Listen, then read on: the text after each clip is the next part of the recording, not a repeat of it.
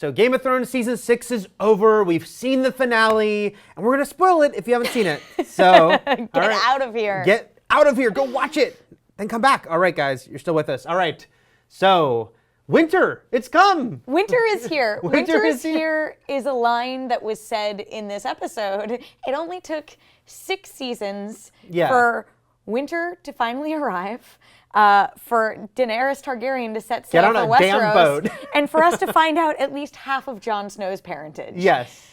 Finally. Finally, yes. It's crazy how much it felt like in this finale that the pieces really have all come together. Yeah. We are so close to the end right now. Like, obviously, the season 6 finale, we're closer than we've ever been. Right. Obvious statement. But, like, it feels close. I don't know if you felt this way watching that episode, too. But, it's here. It's happening. Absolutely. And we should mention, like, right now, it's still not confirmed that they're doing those 2 shorter seasons. I'm hoping at Comic-Con they might confirm that, or right after at the Television Critics Association press tour. Right. Because, at this point, you can even tell, like, there's not 20 more episodes. I feel like this is the beginning of the 3rd act, if you will. Like this episode in particular kicked off what is going to be the end of this show. Yeah. I mean, just Dany actually going to Westeros. Being on ships. Isn't that what we guessed? We're like, this is, I forget if I said that or the White Walkers being at the wall is what my guess last week was. But like, I definitely was hoping, because it's such a great transition period, like a transition scene. Like, this is happening. It is really happening. Yeah. She's going. It's funny because it's not even the first time that this show has ended a season with someone on a boat, because we got Arya on a boat before. 2 years ago, But this time, at this point in the show, I don't think there's going to be any more detours. I don't think that Dany's going to go, actually, stop and help these other people Unless over here. Euron suddenly arrives. Euron could be, but although that would be more of like, hey, here's a cool battle scene or something like that. But I don't think there's any more stopping to help people. I think the mission is happening. Let's hold off, though, talking more about the Dany stuff, because the episode began, the season finale, I should say. 30 minutes. There was a lot of stuff going on in King's Landing. Yeah. And Cersei's plan was revealed here, finally. It was a plan that most of us thought was going to happen, is exactly what happened. Yeah. So there was sort of a feel of inevitability, I think, play out on that. I'll get a little inside baseball here, guys. We watched in the IGN office, a bunch of us together, and we knew pizza was coming, and all I kept thinking in my head is, please don't let the door ring while we're waiting to see wildfire explode in I have to King's say, Landing. even though we guessed that, a lot of people thought, okay, the Great Wildfire plot, it all comes down to directing, right? Yeah. And Miguel Sapochnik, who directed last week's Battle of the Bastards, who directed Hard Home, he, clone him. I need him to direct every single episode. I know I've said that before, but seriously, what a masterful, web of suspense that to me at least, that I think he wove. Watching it actually was 30 minutes, I know, because the pizza came right after that, and it paused at 30 minutes into the episode, but I was on the edge of my seat the whole time. And Eric, myself, and the B team, Joshua Yell and Jim Faveda, and our video producer, our man with the plan behind the camera, Kyle Watson, all came in and watched it together, and it was just silence. Yeah. And we should mention the score, which was awesome. I'm always going to massacre his name. Ramin? Ramin We're not going to say your last name. Great score that I felt added to that sense of dread. Again, even though we had guessed what was going to happen, it added to the, this is the inevitable thing that will finally happen before you. He, by the way, also is the composer on Person of Interest and just did an amazing score for their series finale this past week. So big week for him. Of course, I feel like while we did expect the wildfire to happen, then there was a question of who would survive and what would be left of them. It's none of them except Cersei. Yeah, Cersei was the only one to survive. I mean, Jaime obviously wasn't there when it happened, but anyone notable who was still in King's Landing, except for Qyburn, am I saying his name right? Qyburn. Yeah. There's no you. It's pretty much, they were all taken out. This was the end. I think as far as a popular character goes, Marjorie was the big deal, right? Yeah.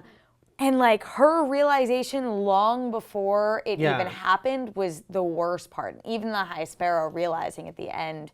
What just an amazing sequence. And also Tommen, I guess. I've been mispronouncing his name this whole time because David and Dan inside the episode. I like Tommen better. Tommen. Yeah. His suicide. wow, like that was a powerful scene. I agree, and actually, in a way, that was the biggest surprise. Even though there was literally a prophecy saying that all her kids would die, so there was sort of at some point you figured he would die. But I think that was kind of the gut punch of it all. And it was actually her fault. It was totally her fault, and it was interesting because one thing we've talked about was the King's Landing storyline was not as riveting this season, has a lot of other storylines, and one problem they had was that it was kind of all villains working against each other. Even though Marjorie wasn't like a horrible, despicable villain in the scheme of things, there still wasn't like a clear-cut like good guy in all this. And so it was interesting when Cersei got her revenge. I like that it played morally very messy because you could briefly get caught up in the like, yeah, she's getting them, but then she's taken out Marjorie, who I think a lot of people liked. Then her son kills himself. And then even the scene with her, sending the mountain to do whatever he's doing to, I don't know what the character's name. Septim Mordane. There you go. Thank you. It's like, which, could be like really despicable, like sexual assault. Yeah, please don't show him raping her. Yeah, and we don't know, but it's like Cersei is a pretty nasty she's a very nasty person. So I like that it kind of undercut, it couldn't just be like, yeah, get him, Cersei.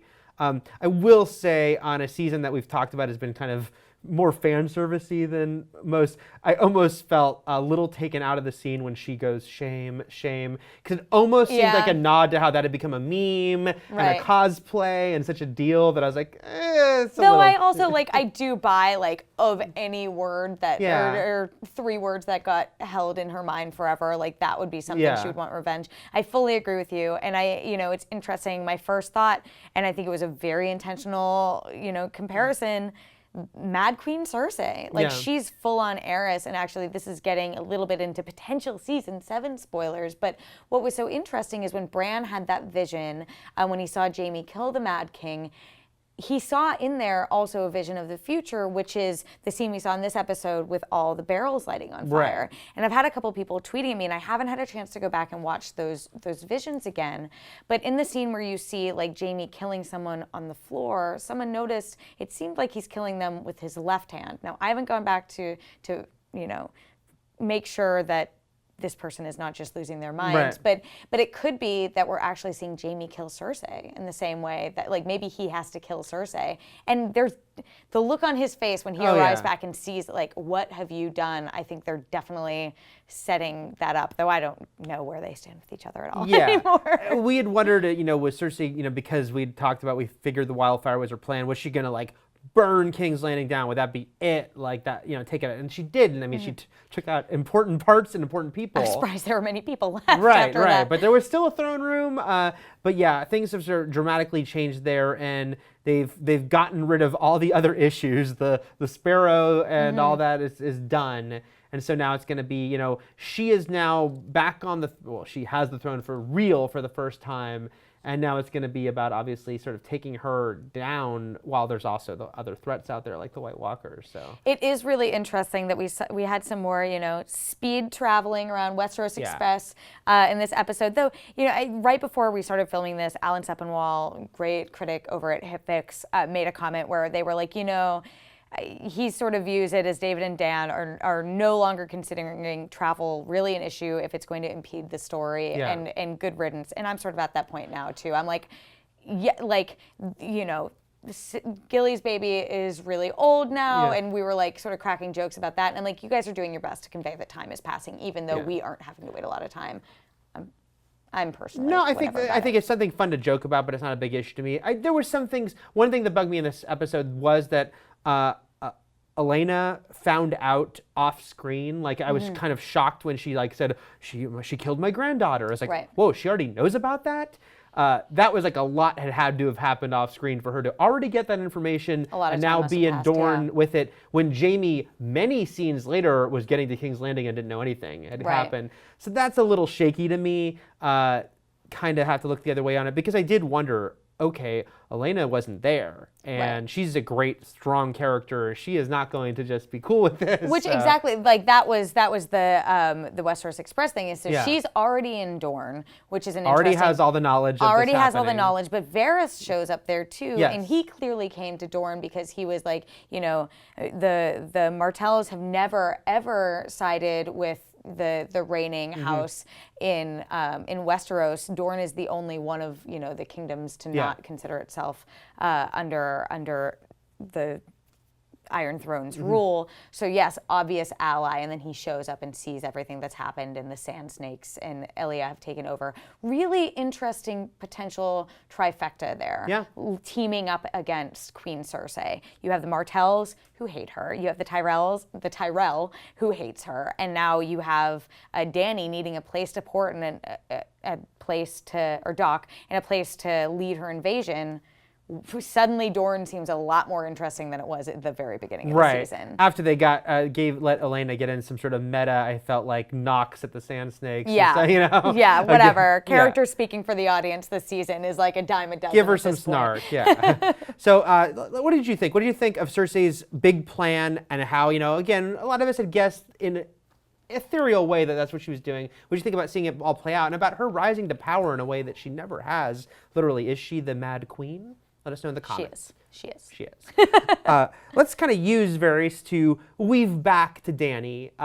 Again, strange teleportation going. I have to mention this one, though, because it was bizarre when he was on the boat with her at the end, with Dany. Just because that seemed like... Wait, who? What am I forgetting? Varys. Was he? Yes. Oh my God, I missed that. No, that's what we were talking about. He's already back with her? He's already back with her. Oh my God. It was so strange. Clearly, I was just in shock from everything else happening in that episode. Zipped back there to be. He's like, I need to be on the cool group shot on the boat. Well, understand. Oh, right, because they were taking off with a bunch of Dorne's ships, right? I think there were some in the fleet. There were some yellow There might have been. banners. I almost felt like they should have put Olenna in there too, because it would have made it made it less jarring than having just Varys, because it just seemed like he flew back there. Yeah, well, maybe she sent a dragon to pick him up. There you go, Dragon Express. But we talked earlier a bit, but I do want to talk about Dany. We've talked for a few weeks now about getting more and more powerful here, and now she finally consolidated all of this power she's been gathering, the forces she's been gathering, and set off, for Westeros. It's got to be queen versus queen now, right? You don't end the episode it's with got to this be thing queen happening. bowl. We keep slapping bowl onto the thing that. I do not support this bowl thing, guys. I'm sorry. You aren't hip with the Reddit kids. I'm not with the Reddit bowling. Yes, and we aren't talking about 9-pin. We're talking about these two queens clashing. And I want this. We talked last week about how it really is, power to the ladies this season. And who's to say whether the women are going to be better rulers than the men? But there was something very validating, as much as she got there in terrible ways, of seeing Cersei finally sitting on the Iron Throne, which is what she's always wanted and always said she would be better at. She's not. She's not better than anyone else. She's going to be a terrible ruler. But and same thing with Dany, finally getting everyone together. And I'm glad they had that tender, moment of uncertainty between Dany and Tyrion. I feel like that was really necessary, especially this is a season where we haven't been inside Dany's mind. We've been very removed from her, and we've been more in the minds of her advisors as we're watching it. So to finally come back in and feel like we're closer with her as she's getting ready to do this big move, I thought was really necessary. Yeah, I do think, now you inevitably have to have some sort of showdown, whether it's a literal one-on-one physical showdown, probably not. But Cersei and Dany now in such positions of power. That's what I imagine. Dany's not doing that. Yeah, Dany will suck. I mean, 3 dragons. Cersei will sucker punch her. Right. But yeah, I really like that scene with her and Tyrion. It was a very warm, endearing scene. It was a great scene for Tyrion, who a lot of people had observed, had done such a great job against all odds as Hand of the King, and then of course got nothing for it. The Hand of the Queen Hand of the thing Queen made me really emotional. No, it was one of the most emotional scenes, I thought, in that finale. And just a great scene for the two of them. It was so exciting when they even met for the first time on this show, and now they were apart for a lot of this season, but this was the first time we got to see this sort of warm one-on-one scene between them in a while, and it really, I thought, was important to have in the middle of this jam-packed finale. And then Dario, it was interesting, her sort of leaving him behind only as much as smart. It was smart. And I do wonder, you when you go into next season, again, another reason it feels like we're heading towards the end is maybe we'll see Dario again, but maybe not. It's or maybe we'll see him at the very end. But it seems like There was a lot of deaths in this finale, and Dario was an example of them leaving a character behind and just being like, okay, it's time to start paring down, right? You know. Speaking of pairing, though, there was that interesting comment where, clearly Tyrion speaking through Dany, but talking about how the best way to make alliances in Westeros is going to be marriage. Yes. A lot of people have been shipping Jon and Dany since the very beginning. Yeah. And a lot of people are like, why are you calling her Dany? She's called Dany in the books. That's, it's just written as Dany. So we feel close to her. We feel like we're on a level where we can call her that. That's my girl, Dany. Yeah, it's like, is she my boo? So really the only powerful man left alive other than Jaime, which I don't see her going Targaryen in this way, is Jon, though. Like, that was my first thought. And then we got to everything, the whole King of the North of it all, which we'll get to in a bit. But that was my first thought. There aren't many eligible bachelors in Westeros that actually could really help her through marriage, which I feel like such a shipper even saying this, but like marrying Jon Snow would be a very smart move for her. Right. Unless it does become she marries Tyrion thing as a Lannister. That probably would be the first time anyone has married their hand. Right. But she's going to be a very progressive, very progressive. That's a whole other story. But it will be, she'll be a very progressive queen and make some changes to Westeros, and she can marry her hand. I can't wait to see how long it takes for you to stop giggling about that. Now I'm just imagining like the weddings. Do you, Daenerys, vow to love your hand. Sorry, guys. To the end of time. Sunday night. It's a Sunday night and we're at work, guys. So I thought it was like this was a scene that we've been waiting for so long. Finally, her on her way, and so it's so gratifying to finally come here. That was the thing where I finally was like, oh, it's happening. Yeah. You're in the great game now, as Tyrion says, but it really feels like we as a viewer, every step has been really tentative up until this point. There's been so much it's very circuitous journey to get until this point, but we're here. It is happening. It is just Cersei and the Starks in the north and Dany and the White Walkers. There's not that much that's going to distract from the point at this point. No. Yeah, they didn't show the White Walkers here, but they didn't have to because they were talked about. Yeah. So, speaking of talking about the White Walkers, let us venture to the north. Let us talk about them deciding on who is going to really be in charge here between Jon and Sansa, and it ended up being Jon after all. That spells trouble for me. It does spell trouble, but let's pause for a moment to say, Lady Mormont, come on. The true hero we deserve. Even if it was causing trouble in the long run, I want Lady Mormont to give a speech for everything. I know. I want her to rally everyone. It's so funny because me being a total book nerd here, we got Frey pies, which I yelled, holy effing S, and everyone you guys were like, what? Oh, this thing is happening. We got Wyman Manderley in the scene, and it's really funny because Wyman Manderley gives this incredible speech in the books, this whole North Remembers speech. It's so rousing, but it happens in completely different circumstances. He's talking to Davos there at White Harbor, which is where the Manderleys live.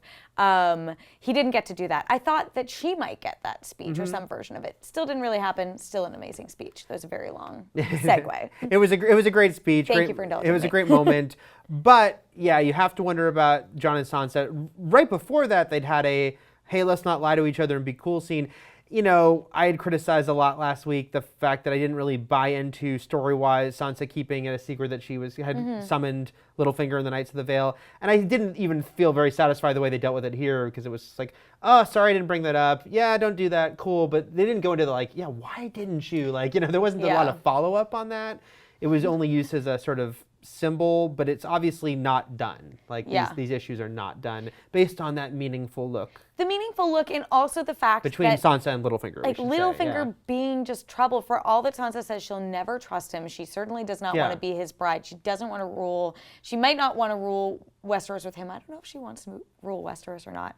But for all that she says that, his words have a lot of value to her, and him saying, you are the ruler of the North. You are the queen of Winterfell. It should not be Jon. It should not be a bastard.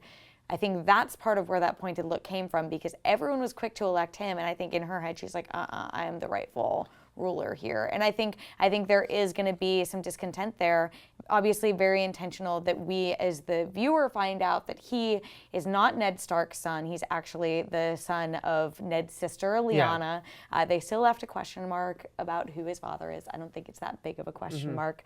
You can connect some dots. But yeah, I think there's like definitely going to be a power play there. And he even says, we shouldn't be fighting each other. I definitely think that's what's going to happen. Yeah, and then even in the after the episode stuff with Benioff and Weiss, they were all but saying that too. Is that like, oh, there's still going to be some trouble there, and it's funny because on one hand, it's so thrilling to see Jon and Sansa working alongside each other, but there's Game of Thrones and everything can't just be like great and everything working fine for these allies. I mean, Benioff and Weiss did a lot of heavy foreshadowing with that. They even were like, for as thrilling as this King of the North scene is, it really reminds you of when it happened with Robb back in season 2, and look at how that turned out. And you definitely, instead of feeling that like thrill when it happened with Robb, there is that sense of dread when you see everyone chanting Jon's name. At least for me, I did feel like a chill go down my spine. I was like, this doesn't feel right. Well, I think it's a mixture because it's exciting and it's great as if you're a Jon Snow fan, again, to just see after all this time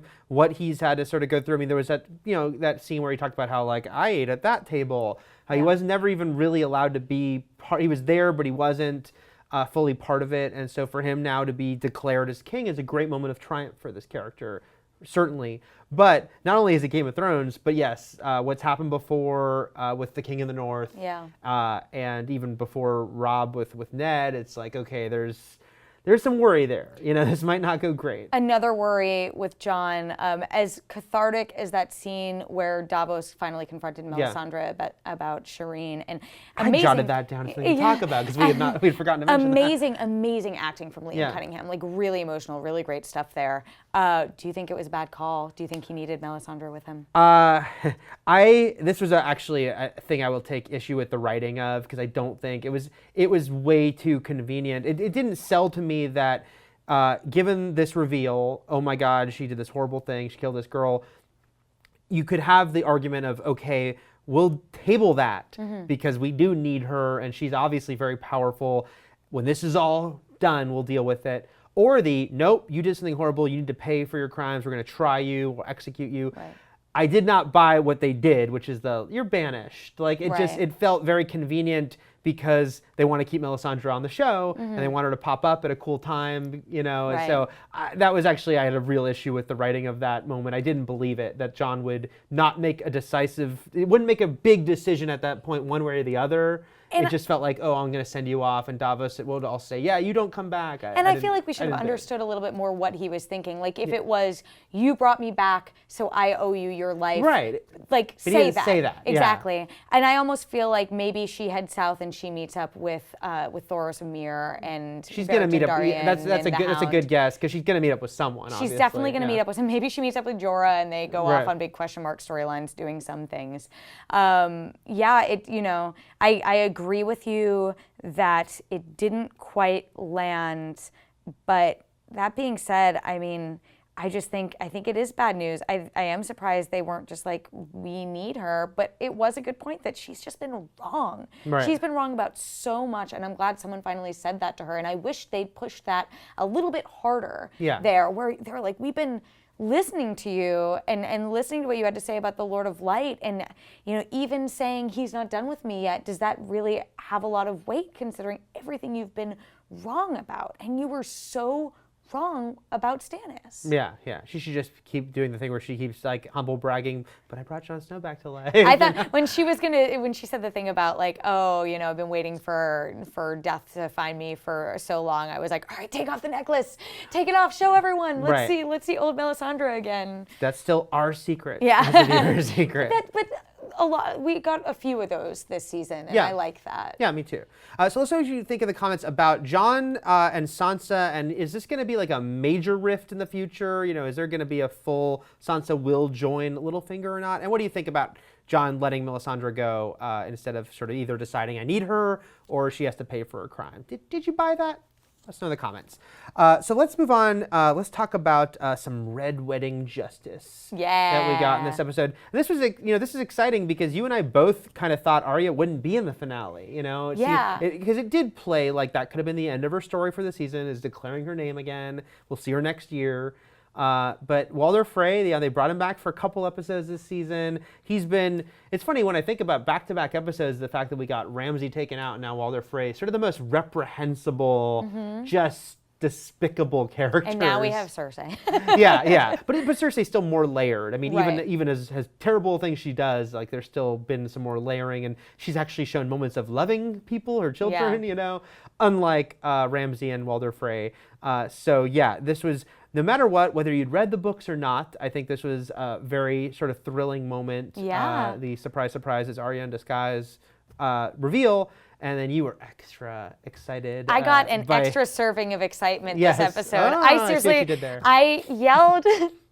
I couldn't believe when they put down the pie. I was like, they're doing Frey pies. My number one favorite thing from the books that I never thought they would ever do on the show. I can't believe they found a way to do it. Because we should say... I'm like really like... Yeah, we don't have to get into hilarious. specifics except to say it's from the books, but again, like a lot of things are happening now in a different way. It happens in a very different way. But it's just so funny. Like I managed to go to set for season 4, or was it 5? It was season 5. And we, myself and a friend who's a writer at Vulture are huge fans of the books, and we were on set just grilling Brian Cogman, the executive producer on the show, just being like, Brian, you guys gonna do Frey pies this year? Are you gonna do Frey pies? And he was like so sick of us by the end of it. He was like, leave me alone. And I was like, we'll never ever see this happen. They found a way to make it happen. And I'm just gonna credit him and credit us pestering him physically on set with Arya. It was an Arya scene. The one thing that I don't think this sequence underlines enough, and I hope everyone appreciates it, is Arya was at the Red Wedding and just missed being there in time to potentially stop it. She was just outside it, yeah. As much as Dan and David in Inside the Episode said we should be worried about what Arya is doing, no better person than her right now. No, I was going to bring that up. That was funny after the episode when they're talking about like, hey, while no one's going to weep for Walder Frey, at the same time, Arya Stark has obviously become a so much darker character. She's a murderer, will just mercilessly kill you. But come on, it's hard not to root for it when, she's got her list and these people have done such terrible things. And that they were like, well, she just, slit a guy's throat and smiled about it. Last episode, Sansa had dogs rip a man's face off and eat him and stood there, watched it, walked away and smiled about it. I mean, if we're going to be concerned about Arya, we definitely should be concerned about Sansa. Which some would say. I mean, I think we did. But and there was I saw a lot of discussion this past week about you could argue that Ramsay metaphorically, symbolically won because he corrupted Sansa. I do think with Arya, it's like look, there's it's hard not to find that little scamp and her murder quite endearing, and that's that's why it was frustrating that they spent so much time with her off in this Bravo storyline that ultimately it really just kept her delayed, Made her a great killer, made an even better killer. Now she's got Zartan, Master of Disguise skills. It was funny because the second Walder Frey was alone in that scene, it was like something bad's gonna happen to him. I didn't see that coming. I was so distracted by the Frey pies too that when she took off, I was like, oh, that too. I didn't think of it in the scene again Arya's there, but I did think he's suspiciously alone, so something bad is gonna happen. I wonder, is she, because she's really taking names off her list now, and she's been killing since season 1. She killed the Staple Boy in season 1. That was her first kill. Do you think she goes south to kill Cersei, or do you think she goes north to rejoin her family?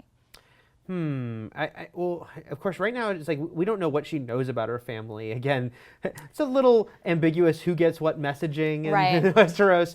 But she is, I don't know, now that she's back in Westeros, you'd think she'd start getting more information. Yeah. So I would hope I would think she would go north if she starts to hear about her family. See, you know? I think she goes for Cersei. And Lena Headey and Maisie Williams have been saying for a while that if Cersei is going to die, it should be Arya who kills her, which I think much better her than Cersei, much more personal. I mean, I think that could still happen. Yeah. I just don't. I think maybe in the short term, maybe she joins up with her I just wonder first. what Arya's priorities are. And she did say she's Arya Stark, but does that mean getting revenge for her family and making things great, or because what value does she have going north and joining her family? She's much more valuable as an assassin. Right. Just putting it out there. Now we get a year to speculate. Yeah. But I mean, they can meet up briefly, and then she could be like, I'm going to go assassinate some people for you. 2 minutes later. Yeah. Because now you can get around Westeros very, very quickly. But yeah, well, seeing Walder Frey taken out, come on. Frey pies, you guys. It was good stuff. Still very, that's what I'm most emotional about. I need a Frey pies shirt. Free pies forever. So let's talk about the Tower of Joy. You referenced my actual shirt. Your actual shirt you're I wearing. brought it back. I brought it back. Let's talk about that because as you referenced earlier, this episode, as we'd hoped, they continued the Ned Stark flashback. They didn't, because they left us hanging, but now they went back to it. We got to see the rest of it mostly. Yeah. I was, and I should say, because every time I'm saying something I felt was wrong with this finale, I really dug this finale. More than Battle of the Bastards? It's hard to say. I mean, I love them both, even though I'm the one who's bringing up pointed criticisms. Yeah. I love them both for different ways. I think I actually like this one a little more, actually. Yeah. Just there was so much going on. There was they balanced it dense in a cool way. But I did think it was kind of cheap, if for lack of a better word, to have that whisper in there, only because this was the scene where it was okay, we're gonna finally reveal all, and we are going to answer a speculation that people have been having for many years beyond the TV show, from the books. So it felt kind of funny to me that they still held back because, it's unequivocal now that Jon is not Ned's son, which, has been since the first book came out. Yeah, since the first book, it's there. The Promise Me Ned flashback plays out exactly like this. And even going back to the bigger thing of people being like, hey, it just didn't sound right that noble Ned Stark had cheated on his wife. Yeah. So, we know that for sure. We know who Jon's mom is. We 90% now have the confirmation on his dad. Yeah, that's why it's strange to me to not go all the way with it. Honestly, my bigger complaint with it is why Bran went back to that memory. To me, it was just oh, we're going to set him down next to a weirwood tree, but we have to get to this in the finale. Right. I wish there was more of an impetus to make Bran say, I need to find this out. And also Cold Hands being there just to leave. Right. I was sort of really? Okay. I thought they should have had a joke about when he's thanks Uncle Benjamin, he should be all those adventures we had that we didn't see off screen. All that stuff, that'll be the web series in between the Adventures of Cold Hand. So my bigger issue was why Bran does this now. I do agree. Okay, you didn't go all the way. She wasn't hey, Ned, my child's father is Rhaegar Targaryen. He is a bastard. That she does say, if Robert finds out, he'll kill him. You need to protect him. So that's adding more fuel to the fire. Yeah. But it was Rhaegar's men. Rhaegar said, hey, most powerful knights I know, protect this tower. Yeah, I guess that's why I'm confused. Why bother with the whisper? Right. Because unless they are going to go so out of left field and make it some completely crazy random thing at this point, for her to whisper some name that would make it was Khal Drogo, Right. it's just strange to me to hold back on that little piece of information. I wonder if it's supposed to still be a secret from the audience. Maybe it's something where they do drop in the Rhaegar of it all. Next season, I'm guessing it's just gonna have a different dramatic impact. It'll be with Dany or Sansa finding out from Littlefinger. But I really do feel they put all the evidence there, and it takes a very small amount of effort to connect the dots. So maybe that full-on Rhaegar confirmation is just gonna, I don't know, have better impact later. I don't know. Yeah, I guess I don't see it having any better impact later. That's because we all kind of know what it is. But I am glad that at least we have, like I said, 90% of it all there. It's pretty much confirmed. You know, I don't see how there's any way it's not Rhaegar. And it does add fuel to the fire of, okay, what's going to happen with this sort of Jon Sansa issues. You know, we were talking earlier about, okay, because now that he is not Ned Stark's son, it actually makes it even more of a like, oh, you know, could she challenge him for the throne? I mean, he still is Stark blood. He's still a bastard, though. But he's still a bastard. And he's half Targaryen. And he's half Targaryen, and which could be a unifying thing, or it could be problematic depending on how much Dany is just going to come in and attack everyone, or how much the White Walkers unite them. That's the big question. You know, I will say I go back to just feeling like Jon isn't going to make it out of this series alive. He was brought back for a purpose. I don't think that purpose is indefinite. Yeah, I definitely think that, you know, his watch will end by the end of this series, and it will be bittersweet but satisfying. I do want to say before we leave this Bran stuff, though, I think they buried the lead with what some of the more important elements of this sequence were, which was Cold Hand saying there are spells on the wall that protect it from the dead passing under it. The Night King grabbed Bran's arm and marked him. And we said at the time, we talked about this a little bit too, does that mean when Bran passes south of the wall that he's going to break those spells unwittingly? And I think that's going to be the case. I think that Bran is going to be, when he travels through the, you know, Castle Black, wherever he is, when he travels under the wall, I think either the wall is just going to flat out come down or something like that. He's going to break the spell, or it's just going to revoke all that magic, and that's going to be what allows the White Walkers to come through. I think there's a good chance of something like that happening. I think we've talked before about just you almost have to have the visual of the wall either completely collapsing or just overrun by White Walkers, you know, just consumed by it. I mean, that's almost an inevitable... It's like the World War Z thing where they're like piling on top of each other. Yeah, walking on top of each other. But I mean, and I say inevitable again, sometimes things are inevitable like wildfire in a cool way. You know, it's just seeing how it plays out. And just going back to that, because I don't think we full out said it, even though we guessed the wildfire thing, so satisfying. No, it executed so well. Like very suspenseful, very well done. I think that's what I'm always hoping for. If we figure out, hey, we think this will happen, I want to see it in a way that's not just, and then that thing happened. I want to like feel that same thrill as when I was like, oh my God, is this going to be what happens? Yeah, and I do think there were a couple times this season where maybe things played out exactly as we predicted that weren't as powerful as I think they could have been.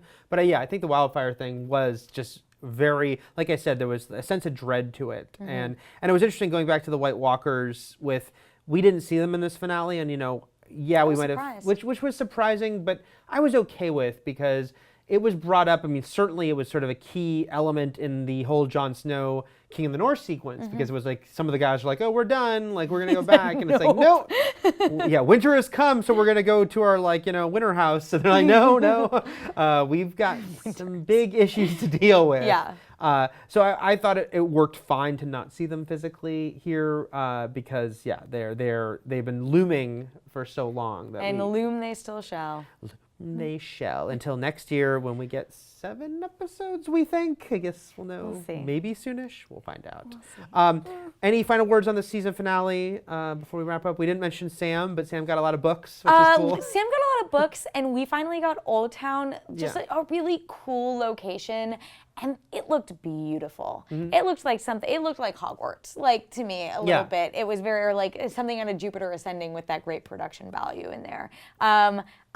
Sam definitely got shortchanged this season, but with half the characters now dead on the show, hopefully he gets more next season. I think there's some really cool stuff to come in Old Town. I think he's going to get some answers, because that's the place to get them about the White Walkers, about dragons, about everything. I think that was a really cool tease of what's to come and something hopeful. Yeah, and humorous with the whole the guy who just wasn't having it that he went to talk to. Yeah. And although it was again funny that information travels at different rates to different people, because this guy had not heard anything. No one thought to send a raven. No one sent a raven. They really should have. But speaking of more months, we didn't see Jorah again. Do you think he's going to pop up before this series is over? Yes. Yeah. I see. I would be shocked if I'd be not shocked if we never saw Dario again, although I think we'll probably see him again. But Jorah is the one where he's been there since the beginning. I think we talked about, and I know Matt Fowler wrote about the fact that he might not see Daenerys again, but I think the character is going to pop up again. I mean, going to Old Town to try and get some information about Grayscale would be a pretty smart place to go. And we've never really rounded back on him being a Mormont, as you said. It's like, so the connection to the wall. I think it's like Sam would be a great way to finally kind of bring that all back together. And they could talk about maybe eventually they can meet up with Lady Mormont for. And she would like tear him a new one. She would be like, "Get out of here! You were banished. We don't want you. You were bad. You sold slaves." She would definitely have some harsh words. So this was the season finale of Game of Thrones, but it's not quite the season finale for Dragons on the Wall. We're going to do one more, kind of looking over at the whole season in general. If you have questions or comments before that episode, if there's things you want us to talk about or things that you disagree with us about, how could you ever on the internet? I don't know. But please tweet each of us. You can tweet Terri_Schwartz, the Eric Goldman, #Dragons on the Wall. So we'll be back in the next week to talk about season 6 overall. Send us your thoughts. Send us your thoughts. We want to talk to you. We want to talk about them. So please overload us with all your questions, thoughts, concerns, predictions, everything. This next one's about you guys. All the stuff, yeah. Let us know all that and more. And for plenty more on Game of Thrones, keep it here at IGN.